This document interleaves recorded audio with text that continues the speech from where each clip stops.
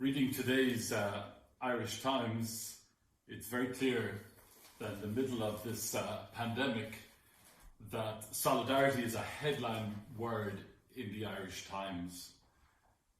On page 10 there is an interesting article where there are trade union officials arguing that social solidarity must be key to the solutions that emerge from the pandemic crisis.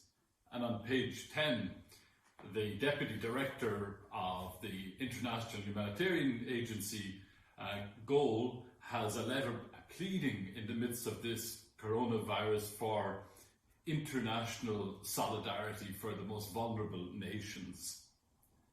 I'd like to chat to you a little bit today about solidarity and about SERV. My colleagues in SERV have asked me to say a few words. I think in the midst of this pandemic, it's clear that solidarity has become the principal weapon that humanity is using against the coronavirus pandemic. Solidarity in a time like this expresses the sentiment that unless we all stand together, we are doomed. The SERV story began in 2003, and it began with international partnerships with communities in various parts of the world and with innovative projects in Asia and Africa and South America.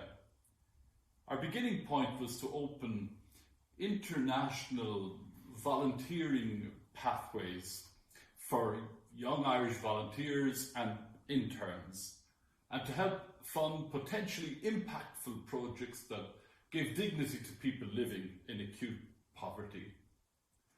There's a saying that says that after nourishment, shelter and companionship, that stories are the thing we most need in the world. And so I'd like to just take a little bit of time to tell once again the SERV story. I learned that when I was studying for a commerce degree in my marketing classes, that storytelling offers the opportunities to talk with your audience and not at them. So as I recall some of the SERV story, I hope that it makes some impression on you. When we began the SERV story and the SERV journey, trying to pick a symbol or an emblem or a logo that captured what SERV was all about was one of the big tasks that we had. As we tried to pick the logo, there were three words that were considered important. First of all, empathy. Second, mutual. And thirdly, the word story. In our own conversations, myself and the early SERV volunteers, we agreed that the highest form of knowledge is empathy. And we also felt strongly that a commitment to mutual respect and mutual learning was essential. And finally, we more or less agreed that to be a person is to have a story to tell. And when the SERV international volunteers started going to Brazil and India, the Philippines, South Africa, Zimbabwe and Thailand, they all came back with stories of people that they had met along the way. We started to wonder what might be a good logo or a good symbol to capture the stories of all the people that we had met. And surprisingly, one of the common reports back from all the international volunteers was that whether it was in Asia, South America, or in Africa, that the footwear of the people in the poorest communities where we worked was a flip-flop. And so the flip-flop took on new meaning for all that were involved in SERV. Flip-flops are also popular and quite fashionable in this part of the world, but they are the essential footwear of those in the poorest parts of the world.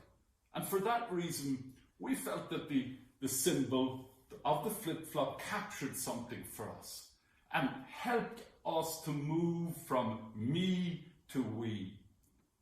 One of our partners was the Regina Self-Help Centre in Nong Khai in Thailand, where there were women who had really difficult and stressful lives, where they effectively were disregarded and being abused, and they were brought together for an empowerment program at the Regina Centre, and they began to make commodities for sale on the market at fair prices, jewellery, clothing and other things.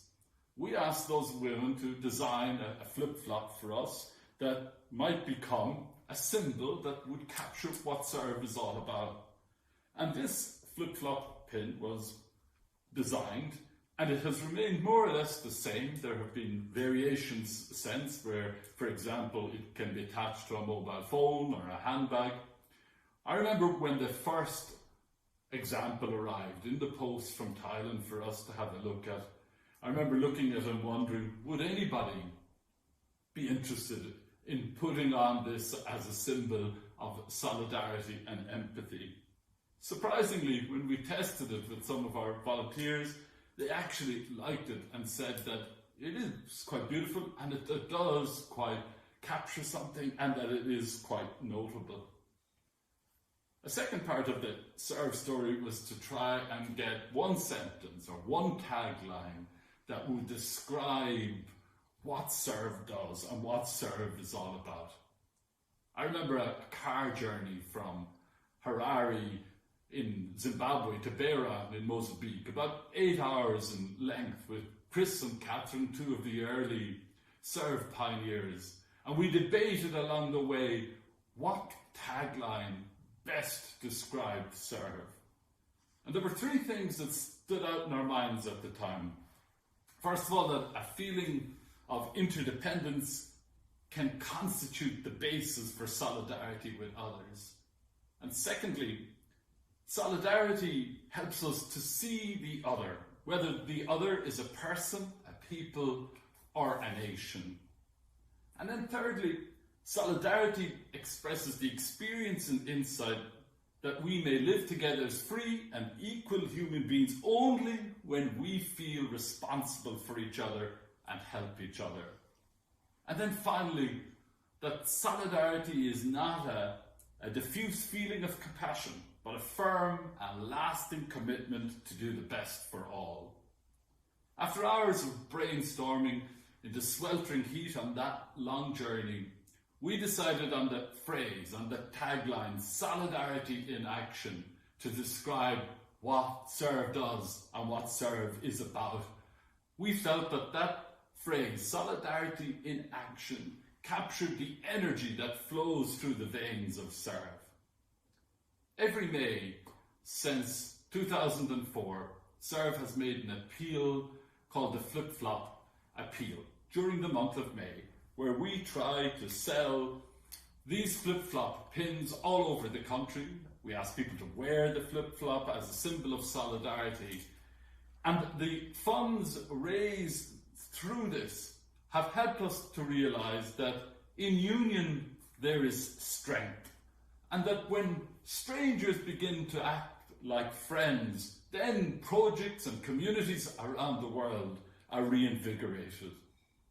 Over the years, the funds raised through the Flip-Flop Friday appeal have, first of all, helped to keep women in the north of Thailand selling a product at a fair price, which helps their little business to flourish. Secondly, it has helped to deliver education to some of the poorest communities in Asia, primary school education to the Bajau community, for example, in the Philippines, and in India to support and empower people with serious disabilities. In South America and Brazil to provide dignified housing for hundreds of families who would never had a hope of owning their own home. And in Africa, wonderful initiatives to train young people for real jobs, real employment, and to start small, youth-friendly enterprises. And finally, the Flip-Flop Fund has helped us to respond by building schools in Haiti after the earthquake, in the Philippines after the typhoon, and allowing us to be able to send food during the COVID crisis to the Bajau tribe in the Philippines, to help the people living in the squatter camps of South Africa and in rural villages in Zimbabwe to be ready for the dreaded COVID virus. There is a phrase used in marketing flip-flops which says that life is better in flip-flops. May is an important month for Serve. We ask you to think of our flip-flop appeal. Yes, life is better in flip-flops, but also our flip-flop pins and this symbol can help to make life better for others. We ask you to support our flip-flop appeal during the month of May.